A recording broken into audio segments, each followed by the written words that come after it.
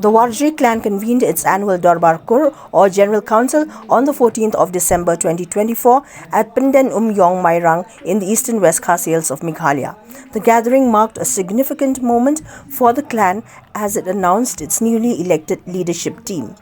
Warjri has been elected as the president of the clan, with Prosper Warjri and Raphael Warjri assuming roles as vice presidents. Warjri has been appointed as the general secretary, while Debojit and Watbor Warjri will serve as joint secretaries. Benika Warjri has been named treasurer.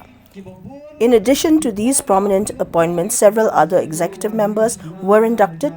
underscoring the clan's emphasis on inclusive leadership and collaborative decision-making. The Dorbar Kur serves as a vital platform for the Warjri clan to promote unity and uphold their rich cultural values and traditions.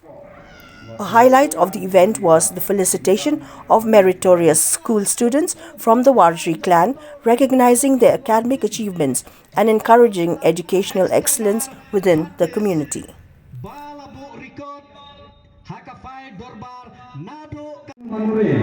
Kajing teli kalong kabor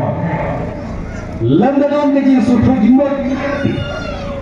lembaran kajing teli ndang bala banyan klain kan mokanor start kan mokanor sisin bangun dan kajing trelang dan kajing langkawai dan kajing sutu jimut dan kamun simpan ya kakam bagi tray katangin na banpoy syanuru kamu ada kajingkman kabakau maka sangkur warji kejami nado berasang yaka iyo yakindang yalam jok kasangkur kiba i ya kajai katur kiba i ya kakam kabakiba ngilong kumi kabangilong namar ini kilong sanggor kilong suaman sua jongi kilak kedaunti kilak penilat kilapaya ni bakumnong ngenang bambu ya mangiru kilong din ngin pesol nukong